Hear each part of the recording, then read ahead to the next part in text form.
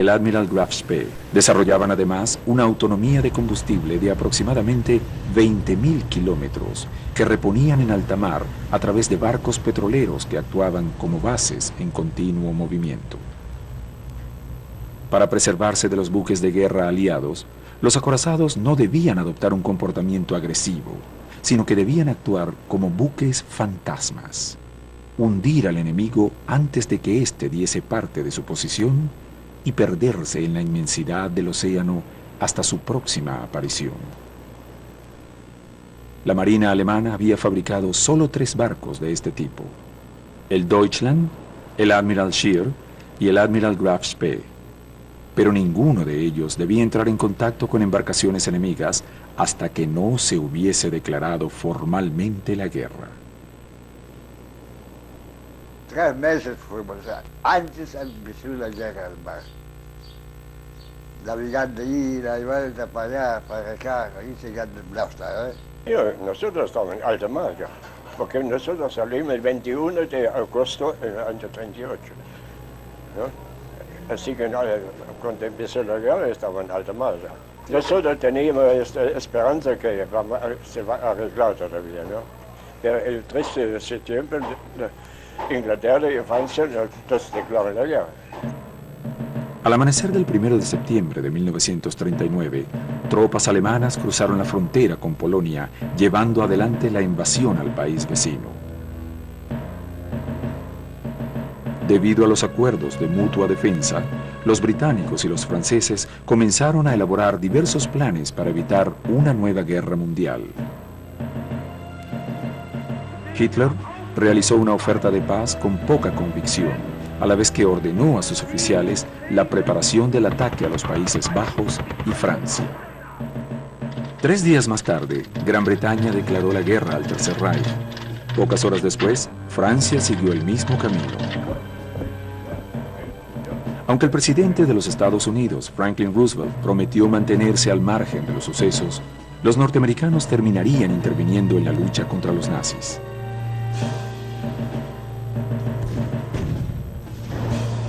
El reguero de sangre más grande de la historia moderna había comenzado.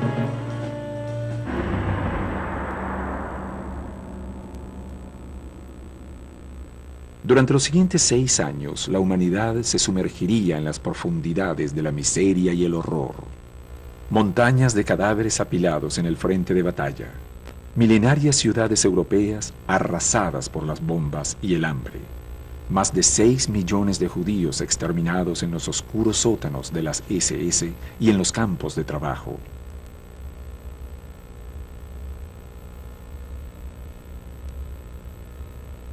Minorías compuestas por opositores políticos, comunistas, gitanos, negros y homosexuales, perseguidos y asesinados. Cientos de miles de seres humanos muertos o mutilados por las bombas atómicas arrojadas en Hiroshima y Nagasaki.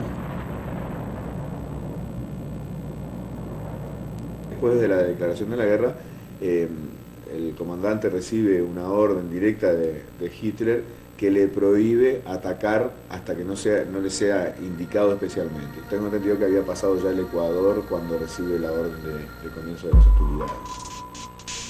El 26 de septiembre de 1939, el capitán del Graf Spee, Hans Langsdorff, dio la orden de corregir el rumbo hacia el Atlántico Sur. Su destino final serían los mares del sur, bajo la imperceptible línea del Ecuador, de donde el acorazado alemán jamás regresaría. El 30 de septiembre de 1939, el Admiral Graf Spee dio su primer golpe a la flota aliada. En las inmediaciones de la costa de Pernambuco, al noroeste de Brasil, cerca del extremo más oriental de Sudamérica, hundió al carguero británico Clement.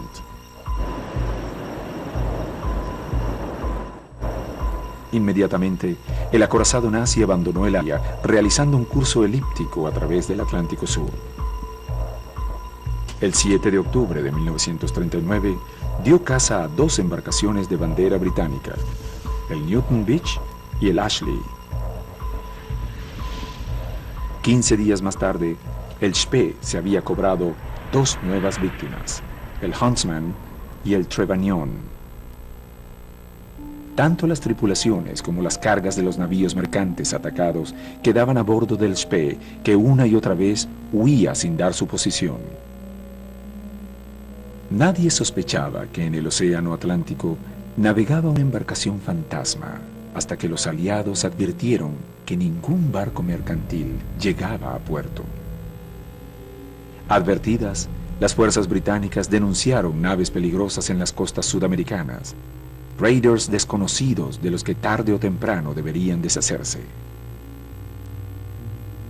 Pero el capitán Langsdorff conocía perfectamente las técnicas que le permitirían al Spee mantenerse a salvo. La idea de Langsdorff, como de cualquier comandante, es confundir al enemigo, es decir, hacer o lograr que el enemigo piense que se trata de otro barco. Emulando las viejas técnicas utilizadas por los corsarios, el capitán Langsdorff protegía la seguridad de su barco. El Spee cambiaba constantemente de apariencia. Un día era el Deutschland, al día siguiente el Admiral Scheer. Solo a veces el buque alemán mostraba su verdadera identidad. Con solo desplegar una lona pintada, a ojos del enemigo la embarcación contaba con un cañón más poderoso, una nueva torre, un contorno diferente. Además, el capitán ordenaba a sus hombres pintar la embarcación con los colores de la flota enemiga o exponer carteles con el nombre de otras naves. Los barcos neutrales se encargaban del resto. Reportaban sus visiones, no sus sospechas, y los informes recibidos no hacían más que desorientar a las máximas autoridades militares inglesas. En ese momento que no había satélites, la única forma era estar vigilando constantemente las transmisiones radiales. O sea que el barco alemán trataba de tener constantemente silencio de radio. Lo que hacía era escuchar las transmisiones de Alemania y escuchar las transmisiones del enemigo. Y lo mismo hacía, digamos, los aliados. Disfrazándose, el Spee no solo podía navegar como un fantasma por la inmensidad de los mares, sino que además podía abordar a los mercantes sin darle siquiera oportunidad de escape. El enemigo advertía que el Spee era un barco alemán demasiado tarde, cuando ya no había opción de escape. Pero el accionar de este tipo de buques no admitía error. El comandante Langsdorff sabía que con que solo una vez la posición del Spee llegara a conocimiento del enemigo, la suerte de su nave y de sus hombres estaría echada.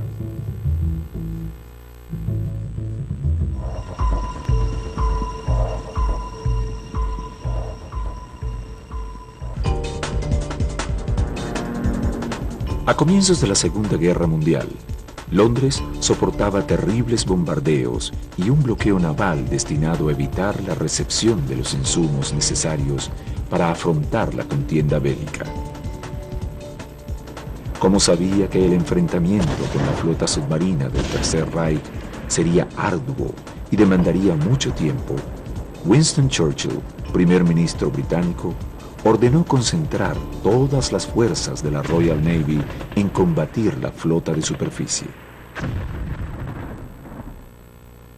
Con este fin, se destinaron fuerzas especiales de combate a distintos puntos estratégicos del planeta.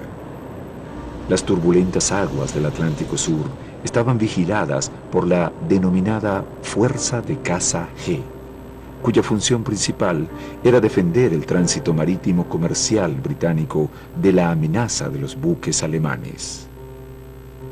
La zona más protegida por la Fuerza G era la desembocadura del Río de la Plata, donde se producía el 40% de los alimentos que consumían los británicos. Su función era vigilar precisamente que no aparecieran, en este caso, buques que atacaran el comercio y por supuesto del Río de la Plata salía una gran cantidad de buques mercantes que todavía no estaban organizados en convoys, realmente eran buques aislados, pero que llevaban, por ejemplo, carne y alimentos al Reino Unido. La flota que solventaba esta actividad estaba compuesta por dos cruceros pesados, el Cumberland y el Exeter, secundados a su vez por dos cruceros livianos, el Ajax y el Achilles. Cabe destacar que pese a que desde la Primera Guerra ya eran utilizables portaaviones, por problemas políticos, Alemania no poseía ninguno. Y esto limitó muchísimo la actividad de la Fuerza de Superficie alemana, a tal punto que virtualmente en los 2 primeros años queda fuera de combate en su totalidad. Pero la tranquilidad deseada por el almirantazgo inglés en la zona se veía seriamente amenazada. La inseguridad sobre las posiciones de los raiders y el desconocimiento sobre la cantidad de embarcaciones que operaban realmente en el Atlántico Sur dificultaban la tarea. El plan del capitán Langsdorff y el accionar de su nave comenzaban a tener resultados. En el alto mando de la Marina inglesa surgían voces de protesta. Alguien debía detener a las embarcaciones que ponían en peligro la posición aliada en el extremo sur del continente americano. Ese hombre sería el capitán de la fuerza, Henry Harwood.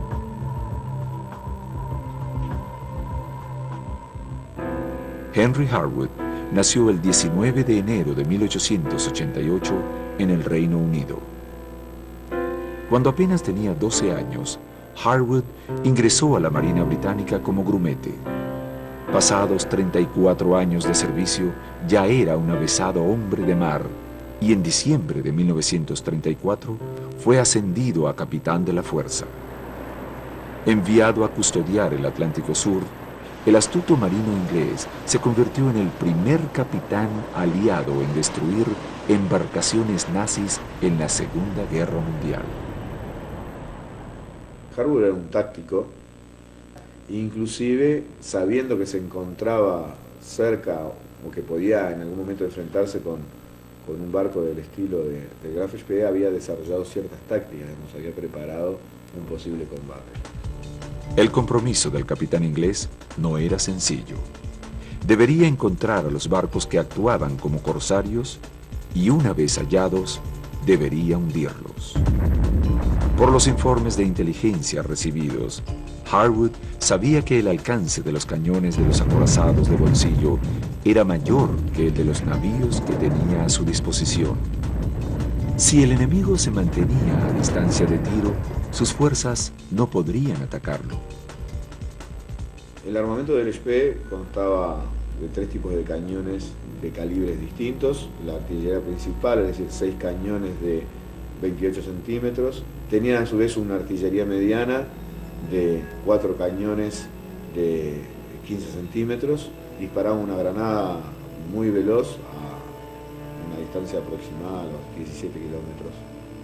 Y finalmente tenía un sistema de armas antiaéreas, pero permitía también atacar objetivos de superficie. Inclusive con esa artillería hundieron varios barcos. Ajeno al movimiento de las tropas de tierra alemanas que silenciosamente marchaban al frente de batalla y de las fuerzas aliadas que día a día concentraban poder, el Spee continuaba con su incesante vagabundeo por los mares del sur.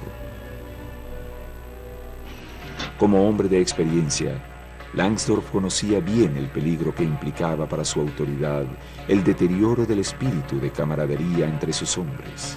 Por eso, otorgaba periódicamente tiempo de descanso y ocio a la tripulación. En los barcos siempre es una conexión muy humana, no militar como en la tierra, porque los 1000 y más hombres viven juntos en un lugar muy reducido y de otra manera solo se puede vivir. Se avecinaba la hora de poner a prueba la fortaleza de su barco y de sus hombres.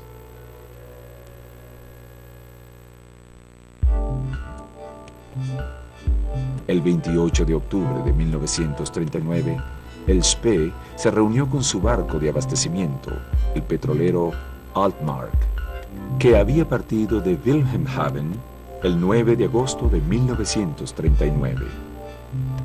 El acorazado transfería periódicamente a su base flotante los prisioneros capturados en los hundimientos realizados, mientras que el Altmark lo abastecía de víveres y municiones.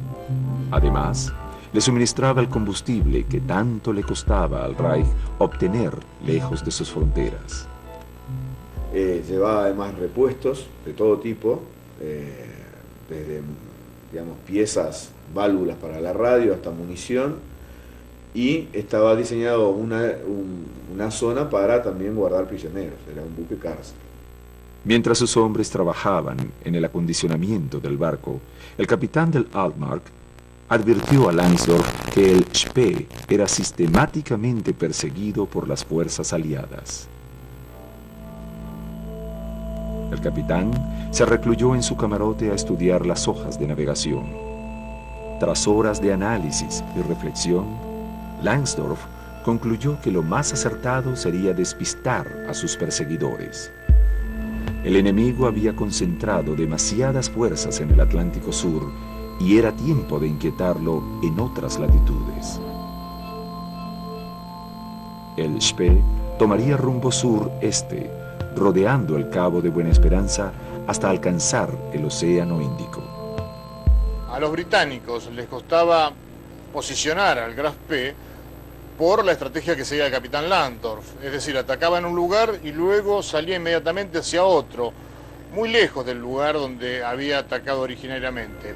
El 15 de noviembre de 1939, frente a las costas de Mozambique, el Spee hundió al petrolero inglés Africa Shell.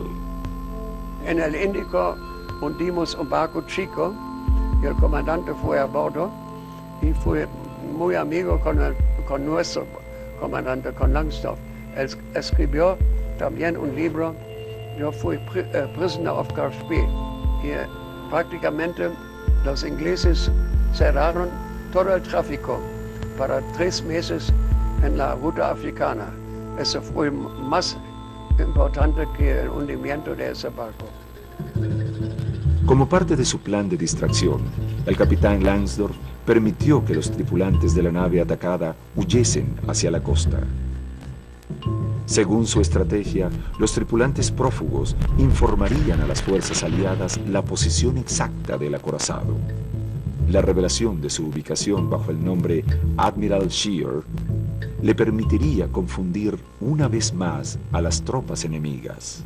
Después que une el Africa Shell, se organizan varios grupos de búsqueda donde también participan barcos y portaaviones franceses, como el Bern y el Strasbourg, que eran barcos mucho más poderosos, y también flotas o escuadras inglesas en distintas partes del Océano Atlántico. Esa misma noche, el capitán comunicó a la tripulación sus planes. Regresarían al Río de la Plata, donde, según datos de inteligencia, zarparía un importante convoy británico de carga. Luego, sí, volverían a la patria. El 2 de diciembre de 1939, el Spee interceptó sobre la ruta Ciudad del Cabo-Santa Elena al Doric Star, carguero de más de 10.000 toneladas que se dirigía a Inglaterra, proveniente de Nueva Zelanda y Australia. El Graf Spee vino con una bandera francesa y ellos pensaron que nosotros somos franceses, un barco francés, y aceleramos hasta 400 metros más o menos, y entonces cambiamos la bandera en la bandera alemana y mandamos al mismo tiempo un bote donde un oficial sacó los papeles del barco y cerramos oficina para mensajes. Antes de que el barco fuera asaltado, su telegrafista alcanzó a radiar una señal con las coordenadas exactas de la embarcación. Y cuando ellos dieron mensajes, entonces tiró el Graf Spee a pero lamentablemente con cañón chiquito y bajo fuego dieron su mensaje donde fueron hundidos. El pedido de auxilio fue retransmitido por diversas embarcaciones comerciales hasta llegar a oídos del capitán Harwood, cuyos navíos continuaban buscando a los acorazados alemanes que tantas pérdidas habían infringido a Inglaterra. Ellos estaban explorando en la entrada al Río de la Plata, es decir, patrullando en espera de que apareciera el barco, como estaban otros patrullando otra zona. Por las informaciones recibidas, podría tratarse del Deutschland o del Graf Spee.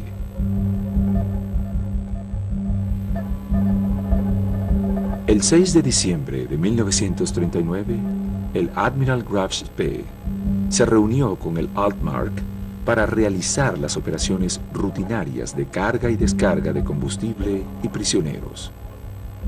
Por la noche, un barco no identificado cruzó silenciosamente su camino.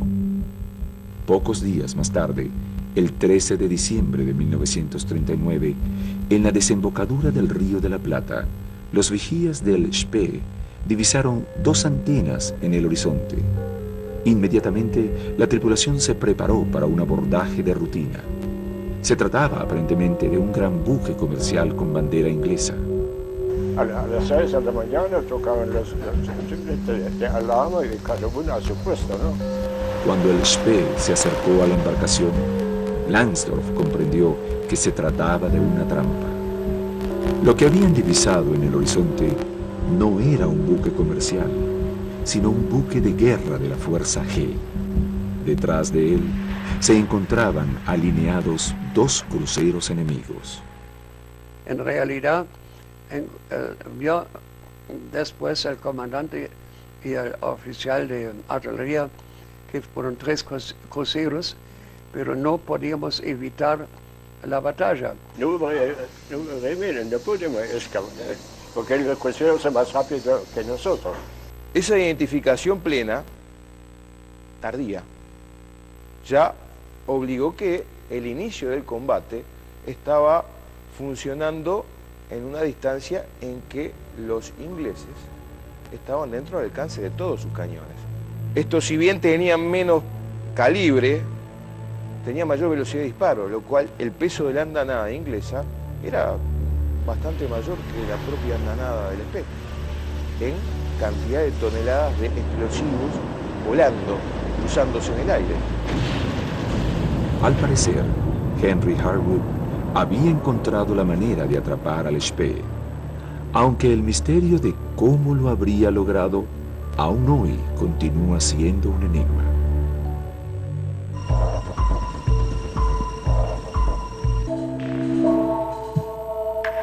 Hacia finales de diciembre de 1939, los enfrentamientos de fuerzas navales constituían uno de los puntos estratégicos claves de la contienda mundial.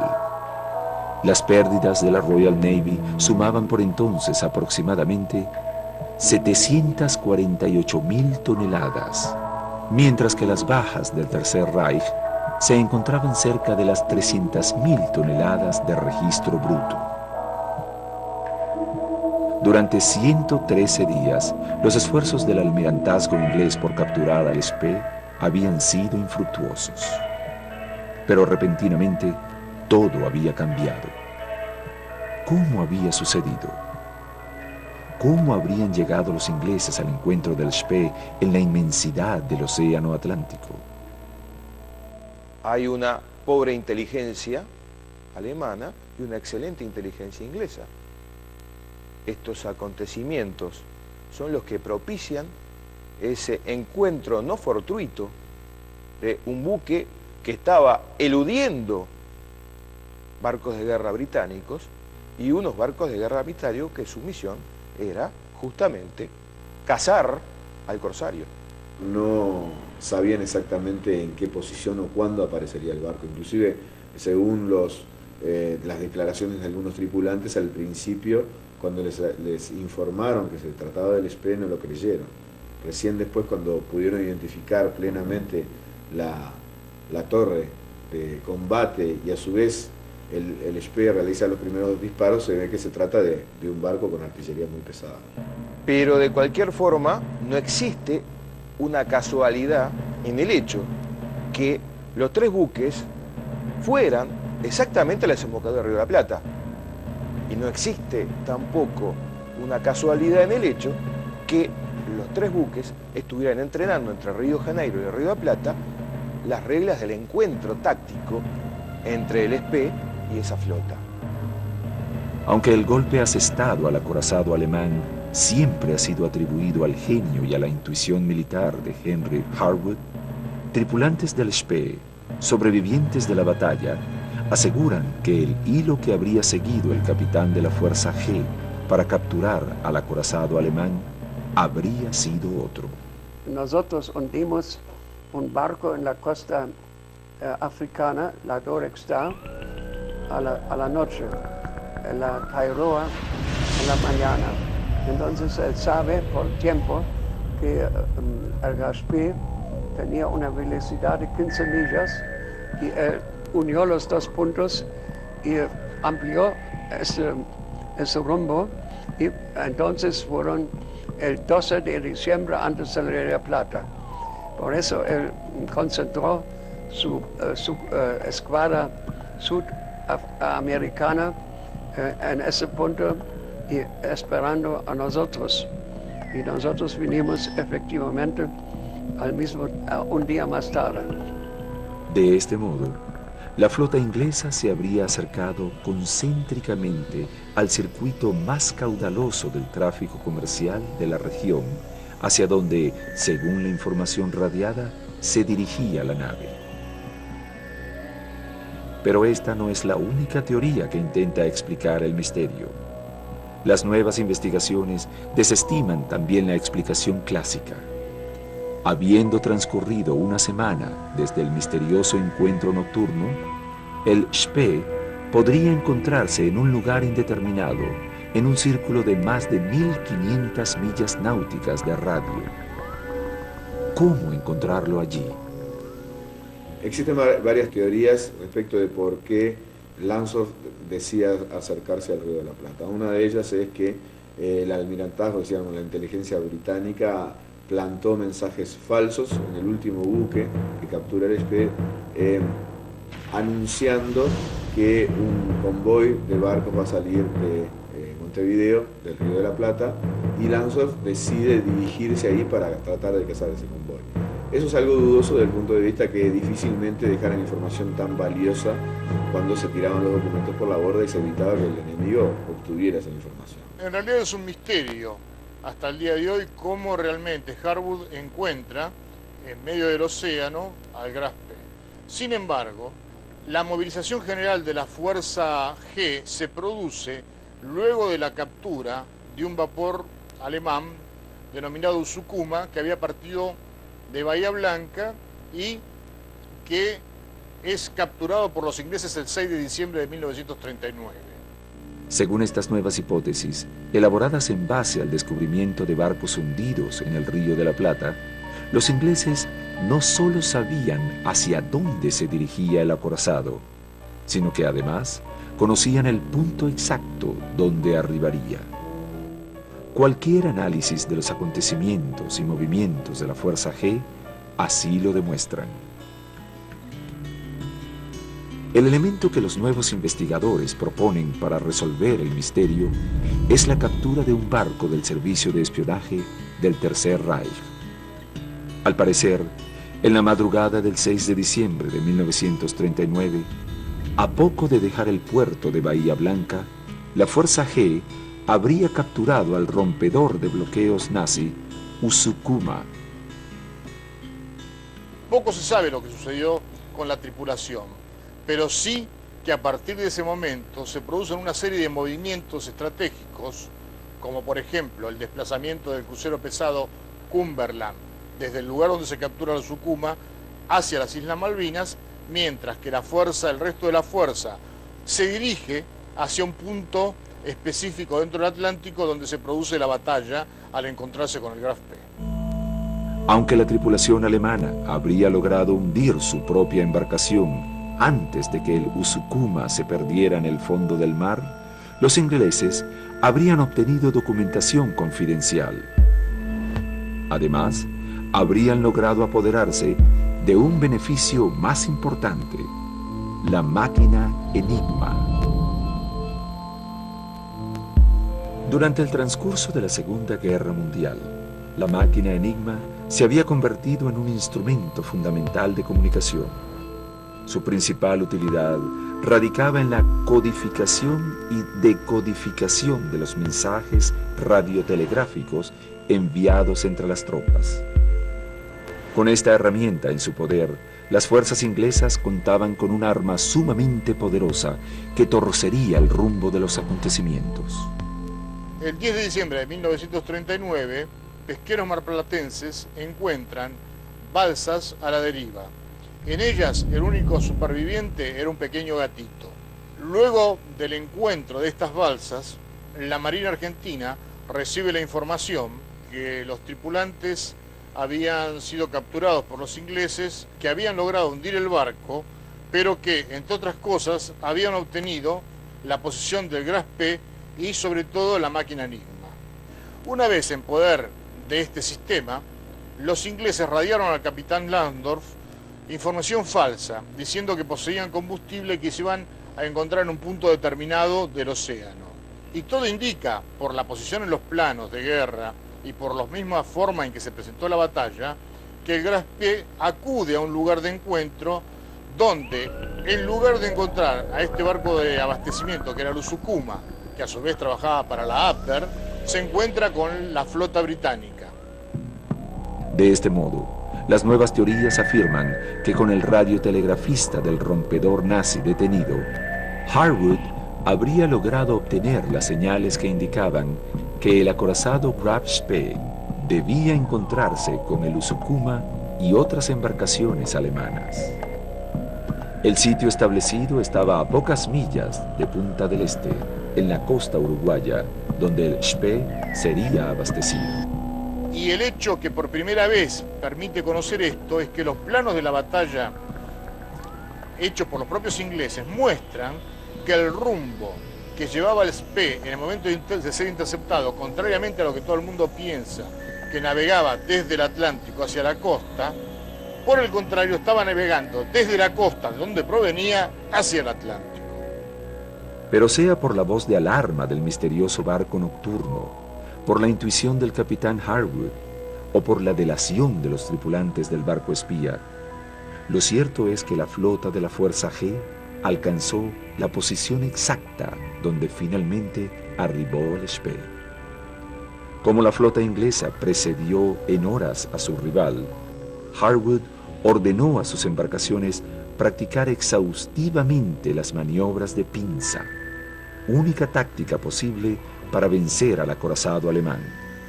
Luego, disfrazó los cruceros de su flota, emulando las características físicas de los buques cargueros. La venganza del capitán Henry Harwood había comenzado. La táctica inglesa es tratar de alcanzar al barco, dañarlo de manera decisiva, de tal manera de que disminuya su velocidad y lograr seguirlo hasta que aparezcan los hermanos mayores que lo terminen de rematar. Eso considero que Langsdorff lo tenía claro y que en cierta forma no había escapatoria. La noche del 12 de diciembre de 1939, los tripulantes del Graf Spee permanecieron al acecho de embarcaciones enemigas en el punto máximo de concentración del tráfico mercantil del Río de la Plata. Aunque llevaba rumbo oeste, la ausencia de tráfico obligó a la nave a virar y tomar rumbo opuesto. A las 5:56 horas del 13 de diciembre de 1939, un vigía de control del barco alemán informó la visión de 2 puntas de mástil en el horizonte. Un instante más tarde, el resplandor de la aurora interrumpió su visibilidad. El capitán Langsdorff ordenó mantener el rumbo, confiando en que se trataba de naves en tránsito comercial a quienes podrían dar caza. Y cuando vimos 2 mástiles a la mañana, llovía eso contra el sol, que fue levantándose. El comandante pensó que era el crucero Ajax, que sabíamos que fue protegiendo los barcos antes del Río Plata. Pero después aparecieron más. A las 6 horas, el Spee recuperó la visión de la embarcación. Pero no se trataba de una nave comercial como habían supuesto, sino de 3 unidades de guerra británicas: el crucero Exeter y 2 destructores que lo secundaban, el Ajax y el Achilles. El comodoro Harwood, un marino inglés sumamente cortés y agradable, con gran modestia, nos explicó a los periodistas cuál había sido su estrategia, que era un poco como la de los perros de caza acosando a un jabalí, no acercándose demasiado para no ser víctima de los zarpazos de la bestia, pero lo suficiente como para hostigarlo, hacerlo efectuar virajes imprevistos y sobre todo poniéndose debajo del ángulo de tiro de los grandes cañones del Graf Spee a fin de poderlo herir con su artillería de menos poder y de menos alcance, pero claro, como estaban a una distancia más próxima, pudieron infligirle graves daños. La regla teórica de encuentro del Spee con los cruceros era exactamente al revés. Combatir lo más lejos posible, utilizando la ventaja del alcance de su artillería principal y el radiotelémetro. Cuando Langsdorff tomó conciencia de la maniobra efectuada por el enemigo, ya era tarde. Se encontraba al alcance de los cañones de los barcos ingleses. El Admiral Graf Spee había perdido la única ventaja real que poseía: mantener distancia del enemigo. Tras largos meses de navegación en alta mar, el Graf Spee tendría que enfrentarse por primera vez a un terrible combate. Comenzaba la monumental batalla del Río de la Plata.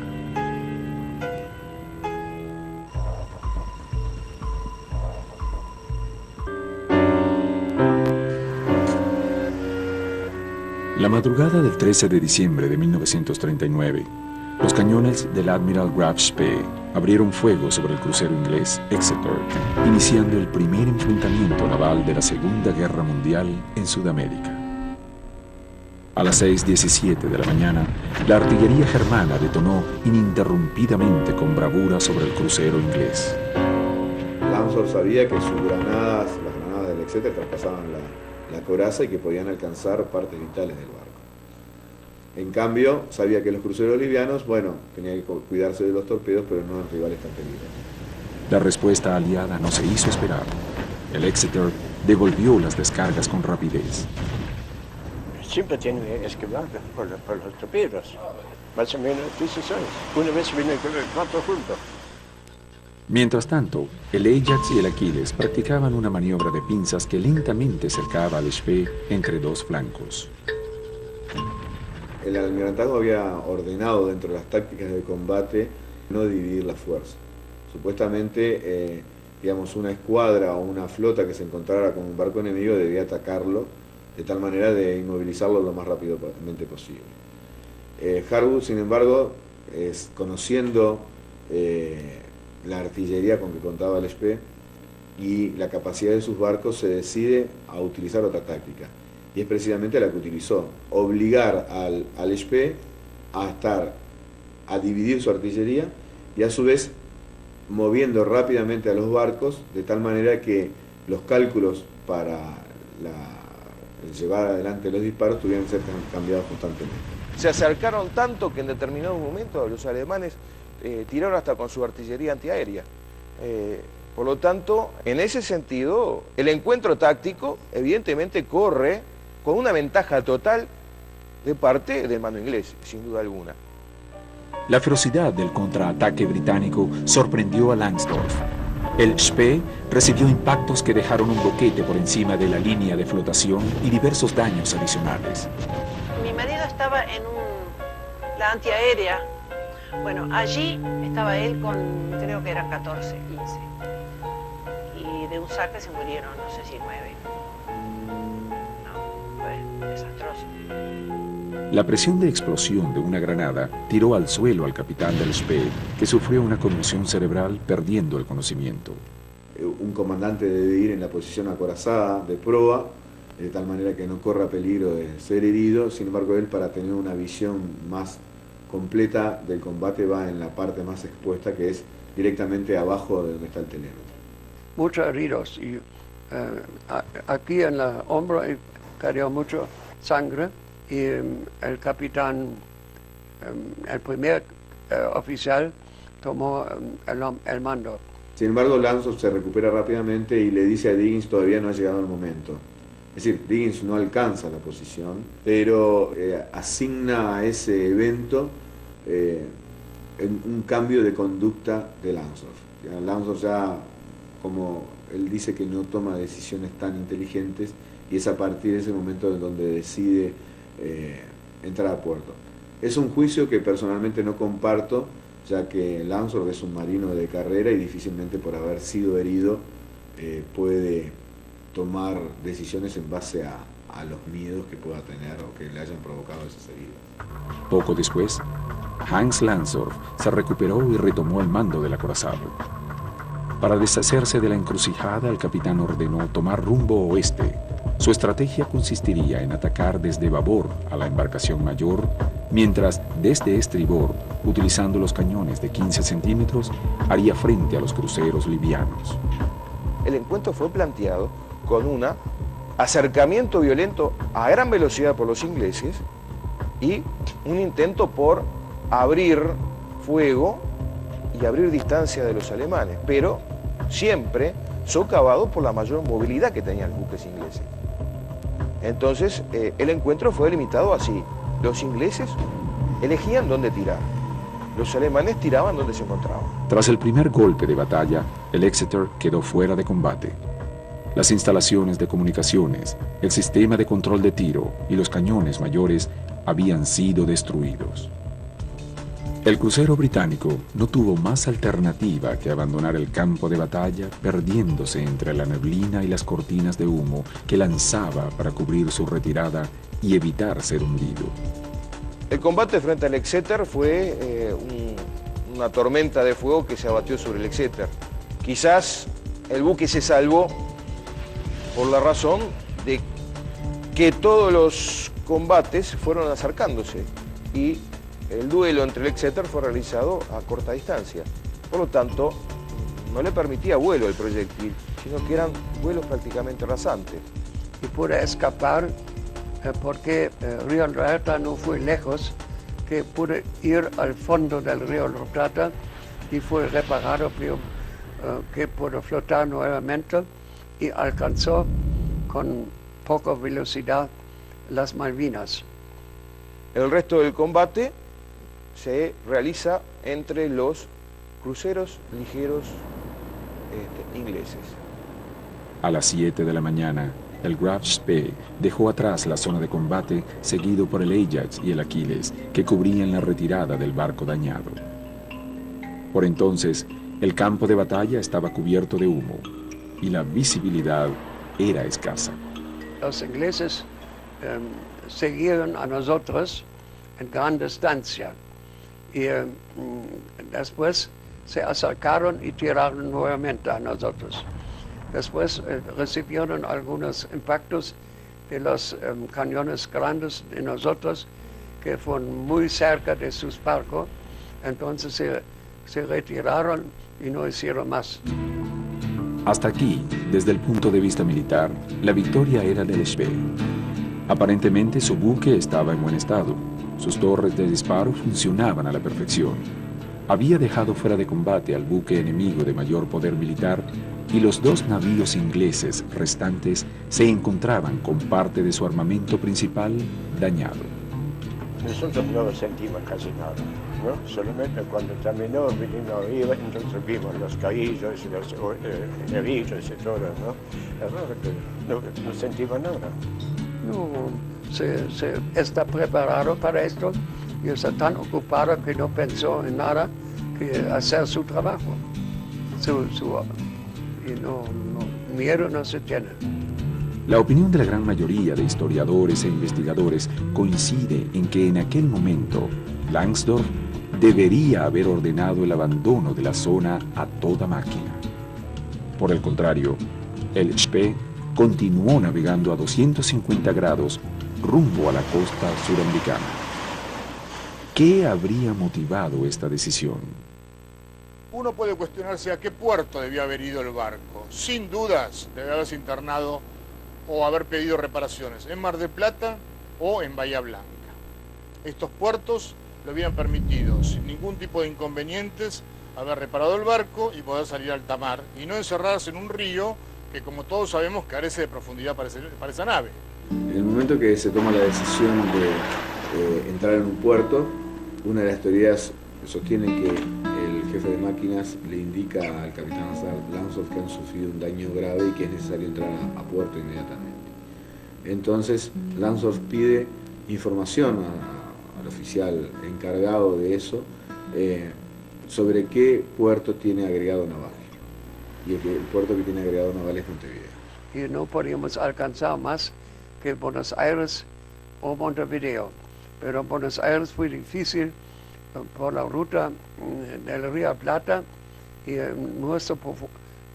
nuestro barco tenía más metros de profundidad que el Río de la Plata.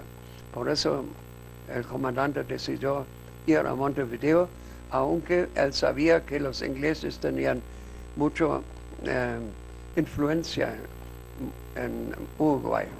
También hay quienes alegan que el comandante Langsdorff habría interceptado emisiones radiales del enemigo que anunciaban la llegada de buques de guerra a la zona de combate. La decisión de ir a Montevideo fue decidida por nuestro comandante y los ingleses no tenían ninguna influencia. Otros afirman que el Spee tenía las instalaciones regeneradoras de combustible y de aceite lubricante dañadas. Los impactos de los cruceros livianos no hicieron nada, pero de la Exeter sí. Las granadas, las pocas granadas de Exeter hicieron daño y destruyó este aparato de limpieza de combustible para los diésel. El Spee recibía combustible de Danmark en un estado en que no podía ser directamente inyectado a los motores. Debía ser purificado mediante un barrido con vapor que era generado por esta caldera. Y no se podía reparar ese daño en el mar, digamos, tenía que ser reparado en puerto. Estaba embarcando agua, por prueba, adentro de la propia estructura. Entonces, es una reparación que tenía que hacer por lo menos en puerto, porque es una zona que está abatida constantemente por el agua. O sea, es donde él metía la proa. O sea, que ¿cómo iba a soldar a alguien con un andamio cuando estaban en la mitad del Atlántico, cabeceando y metiendo la proa en el agua y incrustando la proa incluso con características de mar y tiempo mediano? Y después recibió daños en el telémetro de 10,5 de la cofa de combate, que era el telémetro principal, que tampoco podían ser reparados. Otros asignan esa actitud a una decisión de Langsdorff de atender a sus heridos y enterrar a los muertos. Consideró en ese caso también la presencia de la tripulación, integrada por la mayoría por gente muy joven, y que bueno, no tenía sentido sacrificar, según las mejores tradiciones de la Marina alemana, a una cantidad de gente que no iban a lograr ningún éxito, no podían dañar los barcos, no podían hundir ningún barco más. Pero los defensores de las nuevas teorías desestiman estas ideas, argumentando que los motores del Spee no habían sido dañados y que por el contrario, siguiendo los planos de la batalla y los testimonios de los testigos que cronometraron su marcha, el acorazado alcanzó una velocidad superior a los 24 nudos. No quedan dudas que hay una anomalía en las explicaciones históricas dadas hasta ahora sobre la batalla del Río de la Plata en cuanto a que el barco no tenía municiones o que tenía averías en sus máquinas. Esto ha quedado demostrado perfectamente por documentación que hoy obra a disposición de todo el mundo, de que la nave poseía municiones suficientes, ya que de hecho, 12 horas después de la batalla, seguía utilizando sus cañones mayores de 280 milímetros para mantener a distancia a la fuerza británica que, aunque de alguna manera seriamente averiada, aún lo perseguía. Otra anomalía desde el punto de vista histórico representa, por supuesto, el hecho de haberse internado en Montevideo. Bajo ninguna circunstancia es admisible que luego de ganar la batalla desde el punto de vista bélico, deba el barco dirigirse hacia un puerto enemigo, o por lo menos no afín ideológicamente. Según estas investigaciones, el Spee tenía municiones suficientes, motores intactos y cañones aptos para la batalla. ¿Qué había sucedido entonces a bordo del acorazado? ¿Por qué, habiendo destruido a su principal contrincante y teniendo a los cruceros livianos seriamente tocados, el capitán Langsdorff había resuelto internarse en el puerto de Montevideo y condenar al Spee a un encierro del que jamás saldría?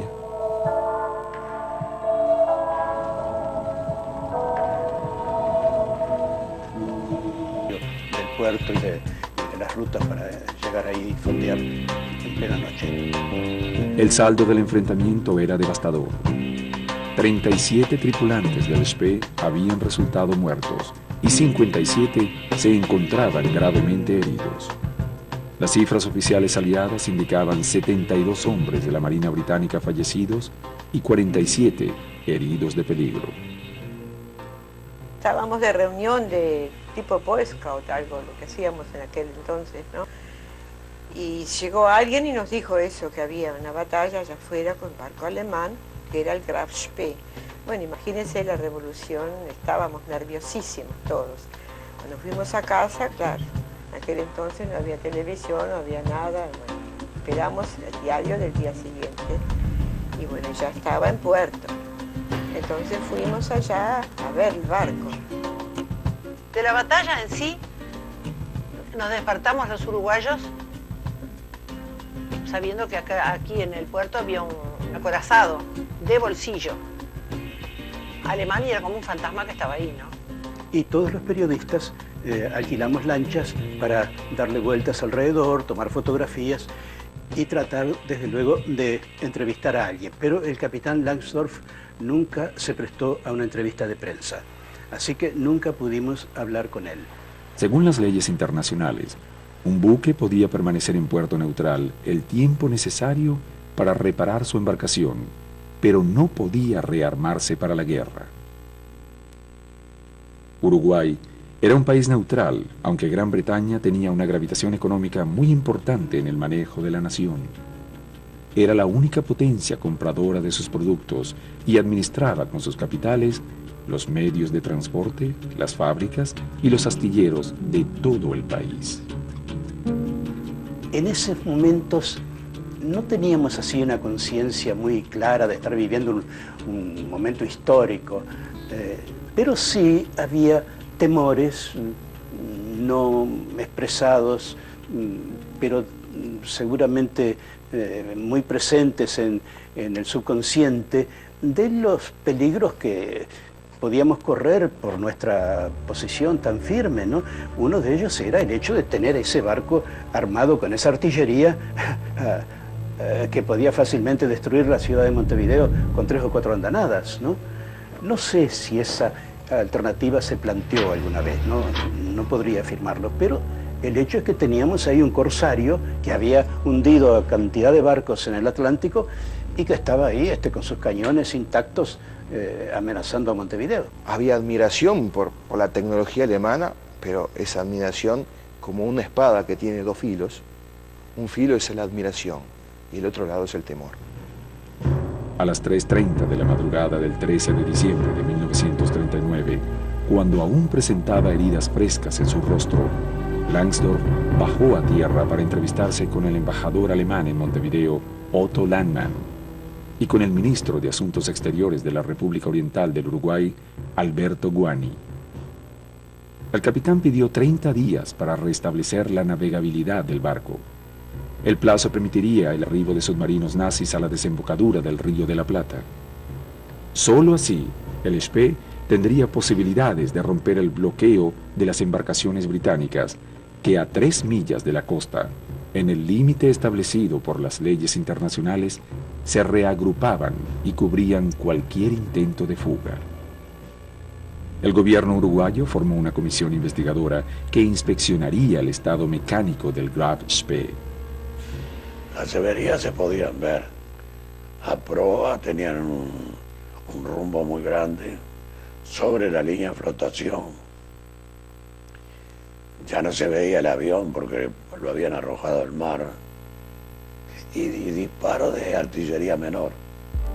Los representantes aliados, encabezados por el embajador inglés en Montevideo, Mr. Millington Drake, presionaron a la comisión, asegurando que la nave del Tercer Reich estaba en condiciones de abandonar el puerto. Según sus informes, tras la batalla, el Spee había recorrido 300 millas a 25 nudos.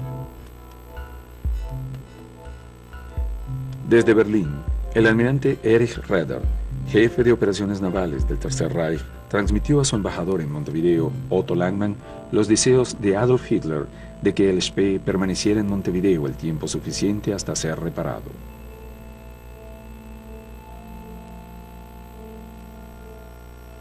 Mientras negociaba la suerte de su barco y los mecánicos iniciaban las reparaciones, Langsdorff ordenó la liberación de los 61 oficiales mercantes cautivos en el Spee. Envió a 50 de sus tripulantes heridos al hospital de la ciudad y organizó un funeral en tierra para los soldados alemanes muertos en batalla. Y al día siguiente fue el entierro. Entonces ahí sí fuimos todos al cementerio. Era un día de calor impresionante. Y bueno, uno no comprendía todavía. Yo al menos no comprendía esta situación porque las guerras para mí eran algo espantoso. Y tenerlo tan cerca era una cosa que me tenía un poco nerviosa, ¿no? A esa edad que me importaba a mí lo que sucedía ahí, para nada me interesó. Al contrario, yo no era muy aficionada, porque cuando había algún problemita mi padre me decía, mirá que nos vamos para Alemania. Entonces yo no quería saber de nada ni de los alemanes. Bueno, y pasaba un día, pasaron 2, y de la embajada avisaron que los que tenían tiempo podían ir al hospital para visitar a los heridos, porque hacía 4 meses que no veían a muchachas que fuéramos todas bastante jóvenes para allá. Me movió un poco la compasión de que estuvieran después de una batalla, perdieron su barco. Entonces me dio lástima y dije, tengo que ir. ¿Y quién entra primero? Tú, la menor, la mayor, ninguna de ellas. Y a mí me dieron un empujón y se abrió la puerta. Y estaba yo ahí adentro. Claro, 40 pares de ojos mirando. Y yo me metí en el primer pasillo. Y ahí estaba él. Pero mal, estaba mal. Y allí empezamos a conversar. De pronto se tocó la campanilla, se terminó la visita, mis padres venían caminando y digo, me voy porque viene mi padre. ¿Usted va a volver? Por eso también yo volví a ir al hospital, ¿vio? Porque yo veía todo un drama ahí. Bueno, hoy sé que no es solamente eso, que estaba el destino armando ahí una cosa. Terminada la ceremonia, los alemanes fueron informados de la resolución de las autoridades nacionales. Finalmente, bajo una enorme presión internacional, los miembros de la comisión investigadora habían decidido que el pedido del gobierno nazi era injustificado. De ningún modo se le concedería al barco alemán una estadía mayor a las 72 horas. Se aplicó estrictamente el derecho internacional y se le dio la orden al barco que saliera del puerto a los 3 días. Fíjate lo que significa para un pequeño país como el Uruguay ordenarle a una nave de guerra poderosa de uno de los beligerantes en la Segunda Guerra Mundial que saliera de su casa. 72 horas teníamos que salir, el domingo el 17. Comunicada la irrevocable sentencia, Langsdorff apeló a las autoridades alemanas como último medio de hallar alguna solución. El Comando Superior de la Marina Alemana dio instrucciones precisas. La disputa diplomática estaba perdida, pero bajo ningún concepto debía ni el buque ni su tripulación pasar a manos enemigas. El comandante Langsdorff debería tomar la decisión más importante de su vida. No solo estaba en juego su tripulación y su nave, sino también el honor de la marina nazi y del pueblo alemán. Las alternativas para evitar la entrega del acorazado no eran demasiadas. El Spee podría dirigirse a Buenos Aires, donde existían vínculos más fuertes con el régimen nazi. pero la poca profundidad del Río de la Plata en aquella latitud imposibilitaría su arribo. También podría salir al Océano Atlántico y enfrentarse a la flota enemiga, pero desde el primer día el contraespionaje británico había hecho circular el rumor de que había arribado el buque de batalla Barham, un barco de mayor envergadura que el Spee, que actuaba como refuerzo de la Fuerza G. Precipitadamente se avecinaban las difíciles horas de la resolución. La repercusión de la batalla y las alternativas diplomáticas del combate asaltaron rápidamente los medios de prensa locales e internacionales. Desde diversos lugares del planeta llegaron ansiosos corresponsales ávidos de noticias que buscaban transmitir a sus países la dramática continuación de la batalla naval que se desarrollaría a pocos kilómetros de la costa. El plazo impuesto por las autoridades uruguayas se vencía y la expectativa por el desenlace crecía minuto a minuto. Bajo la lluvia, la multitud aguardaba la resolución que solamente el capitán de la embarcación, Hans Langsdorff, podía tomar.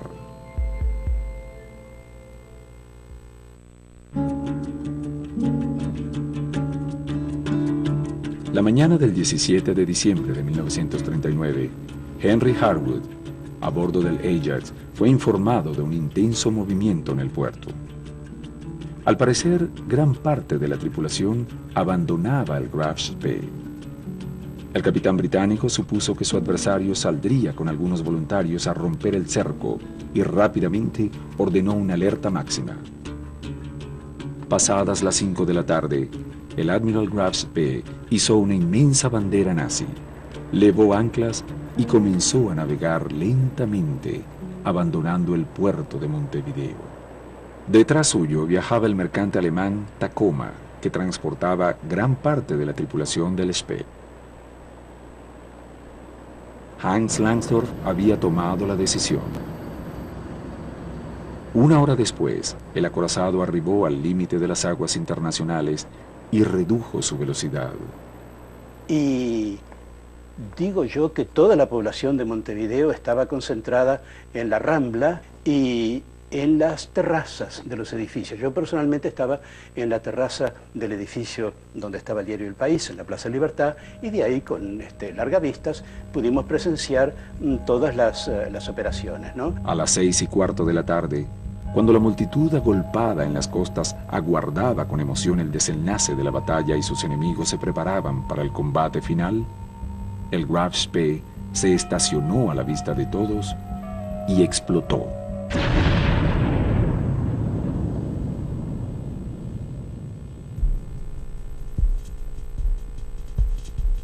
Para sintetizar, podríamos expresar simplemente en 3 palabras: sorpresa, temor y alivio. La guerra había rozado a nuestro país, la guerra había pasado por el país y la guerra, por suerte, estaba lejos del país todavía. La incrédula mirada del mundo comenzaba a tejer uno de los misterios mejor guardados de la Segunda Guerra Mundial: el hundimiento del acorazado alemán en las aguas del Río de la Plata.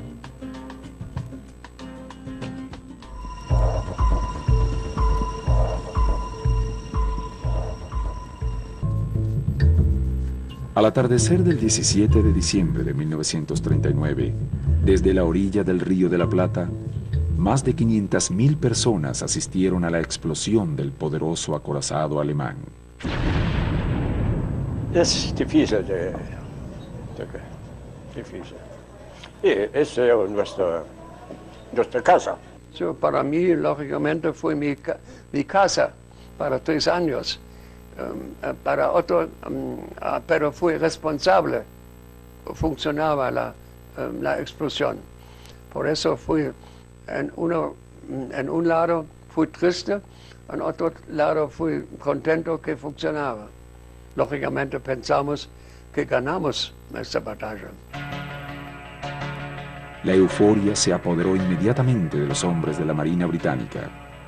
Por sus méritos en la batalla, su capitán, Henry Harwood, fue inmediatamente promovido a contraalmirante.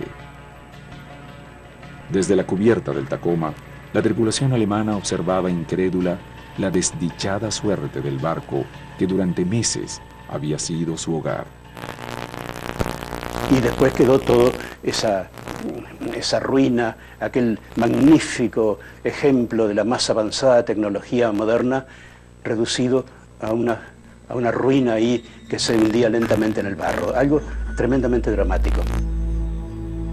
Pero, ¿cómo se explicaba que el Admiral Graves B hubiese explotado solo, sin enfrentarse con el enemigo en medio del Río de la Plata? Acorralado, sin escapatoria posible, Hans Langsdorff había decidido hundir su barco. De este modo, siguiendo las exigencias de Berlín, el capitán preservaba su nave y su tripulación de los brazos enemigos. Solamente sabemos que el buque no pudo caer en la mano del enemigo, ¿no? Así que lo último era para un día, ¿no? Así fue.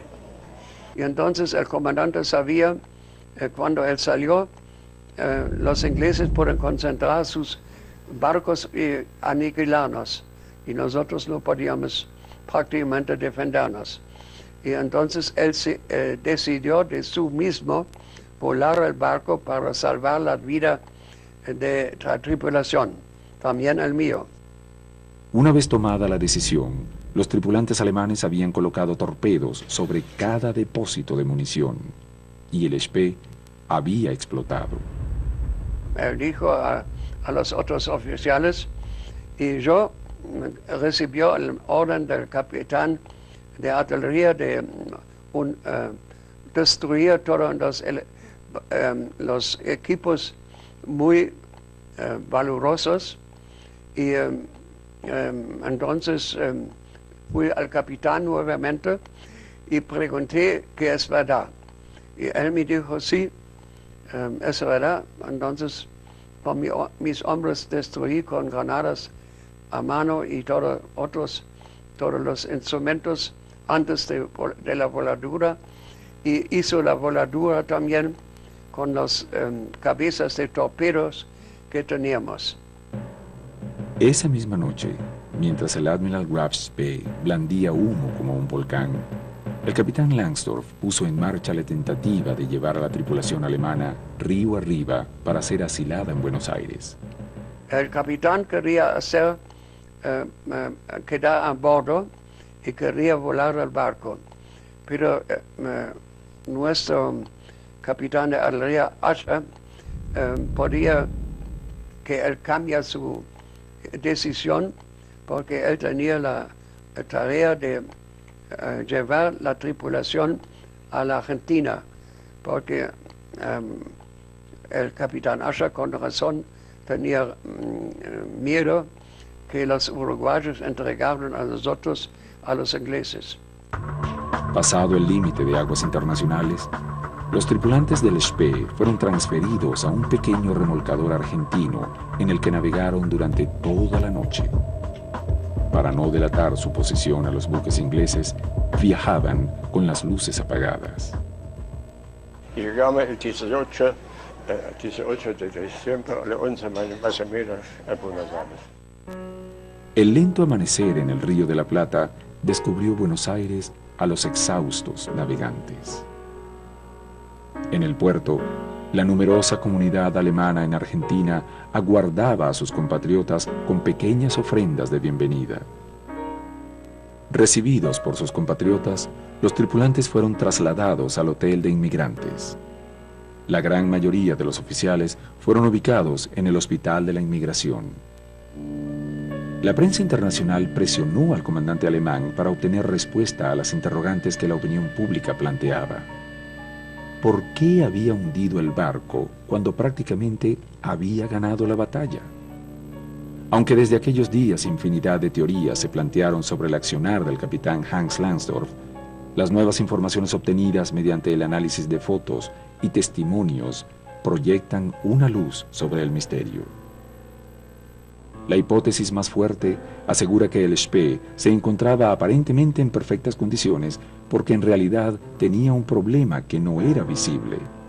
Carecía de combustible. Se ve que la línea de flotación demuestra que el acorazado había perdido su propio peso. ¿Qué era lo que había pasado? No tenía mucho combustible.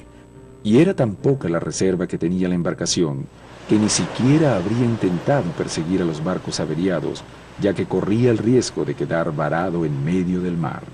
Y este era el verdadero elemento que tampoco podía darse a conocer al mundo de que Alemania tenía sus naves sin combustible, como lo estaba pregonando realmente la Marina Británica a través de informes en los diarios. La dotación de combustible del Spee era la adecuada. Había tenido contacto con el Altmark hacía poco tiempo, o sea que no tenía déficit de combustible. Se produce el déficit de combustible cuando es dañada la caldera auxiliar, que permite producir el combustible para el consumo de un día. En el momento en que es dañada la caldera, el buque tiene combustible para 16 horas a velocidad de combate. Enterado del hundimiento del Usukuma, único proveedor de combustible posible, la única alternativa viable había sido la llegada a Montevideo. Pero en Uruguay, conseguir el combustible necesario le había sido imposible.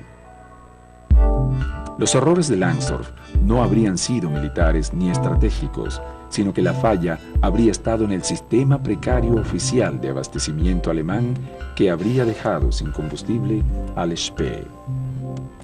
Pero haber reconocido esto habría significado reconocer que el Tercer Reich tenía pies de barro, que no tenían bases ni combustibles para la guerra. La derrota de Hitler sería entonces cuestión de tiempo. Langsdorff jamás podría explicar su decisión final. Así como no logra comprenderse, de acuerdo a los dictados de la historia oficial, las razones por las cuales el capitán Langsdorff interna su barco en Montevideo, o mejor dicho, llega al puerto de Montevideo, tampoco se comprende la invasión a la Unión Soviética, si no es desde el punto de vista de que sus ejércitos, o el grueso de sus ejércitos, no se dirigían hacia Moscú, sino que se dirigían hacia el Cáucaso a tomar el petróleo de Bakú. El petróleo logrado de Bakú tenía la posibilidad de llegar por vía terrestre hacia el corazón de Alemania, o mejor dicho, el corazón industrial de Alemania, donde podía ser procesado. El 19 de diciembre de 1939, el capitán dio un discurso a su tripulación. Expresó gratitud a Buenos Aires por su acogida. Habló de la difamación de la prensa internacional y aseguró que defendería siempre el sentido del honor alemán. Esa misma noche, pidió un arma a un funcionario de la embajada alemana en Argentina y se recluyó en su habitación. Hans Langsdorff amaneció vestido de uniforme, envuelto en una bandera nazi manchada de sangre. Fue muy triste toda la tripulación, cuando el próximo mañana se me dijeron que él está muerto. Yo dije, no, es una noticia falsa de los periodistas, pero efectivamente fue así. Sì, quindi tanto, no? Io come padre parlo da sola, no? Pocos días antes, tras la explosión del barco, el capitán nazi había sentenciado su suerte. Para un capitán con sentido del honor, su propio destino no puede ser diferente al de su nave. Y esa, sin duda alguna, fue la razón de su autoeliminación. Envuelto en la Marina de Guerra, pero de la Alemania de la Primera Guerra. No se envolvió en la bandera nazi. Los restos del capitán Hans Lansdorff fueron despedidos en medio de una multitud que se agolpó en las calles de la ciudad para saludar a un hombre que había perdido su vida por salvar a sus hombres. Entre los asistentes al entierro se encontraba, además de la tripulación, el recientemente liberado capitán de la embarcación comercial Ashley, una de las tantas víctimas del Spee. Después de que surgieran a luz, luego de la guerra, los relatos de los prisioneros británicos, el comandante Lansdorff cumplió absolutamente con todas las reglas de los tratados de Ginebra de aquel momento. Fue un caballero con sus prisioneros británicos y indudablemente una gran persona. Tras el suicidio del capitán, muchos sobrevivientes del Spee fueron asilados en distintos hoteles del país. Otros fueron transportados secretamente a Alemania, donde continuaron peleando una de las guerras más sangrientas de toda la historia. El presidente en aquel tiempo dijo que la tripulación debe ser internada. Entonces la tripulación quedó aquí, pero los oficiales, prácticamente algunos como yo, escaparon en abril 40 y los otros en el mismo año de Brasil, del Río de la Plata, con un avión a Roma. La batalla naval es un evento extremadamente sangriento, quizás mucho más violento que el combate de infantería, ya que los hombres se encuentran encerrados en habitáculos blindados, sin saber lo que pasa alrededor, sin saber en qué momento va a entrar la granada que los mate y con las posibilidades de ser auxiliados inmediatamente de manera muy remota. Por lo tanto, una batalla naval no es un hecho épico, es un evento sumamente lamentable. Con el hundimiento del Graf Spee comenzó el ocaso del sueño imperialista alemán. El 27 de mayo de 1941, un año y medio después del hundimiento del Spee, las fuerzas aliadas interceptaron y acabaron con el acorazado Bismarck, que según informaciones aliadas también había perdido sus reservas de combustible. Inmediatamente, el Führer dictó la orden de desactivar la flota de superficie que tantos inconvenientes le había dado y solventar el uso de la flota submarina. La estrategia militar planeada por Winston Churchill de centralizar sus ataques a las fuerzas de superficie nazi había tenido resultados decisivos para los intereses aliados. El sistema de abastecimiento alemán se encontraba seriamente deteriorado. El 22 de junio de 1941 comenzó la invasión alemana a la Unión Soviética. La operación tenía como principal objetivo la búsqueda de petróleo caucásico, único modo de sostener en funcionamiento la maquinaria de guerra que el Führer había creado. Pero la resistencia soviética, sostenida en los acuerdos con los británicos y los norteamericanos, determinó el principio del fin del Tercer Reich y de la Guerra Mundial.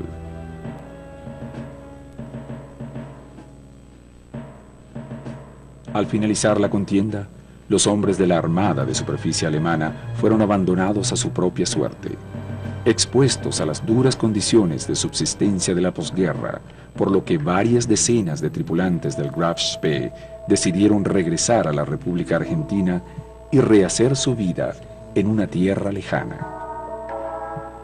Unos buscaban recuperar las familias que habían formado en su breve estadía en el país. Otros ansiaban simplemente construir una vida digna, alejados de la muerte y el horror de Europa.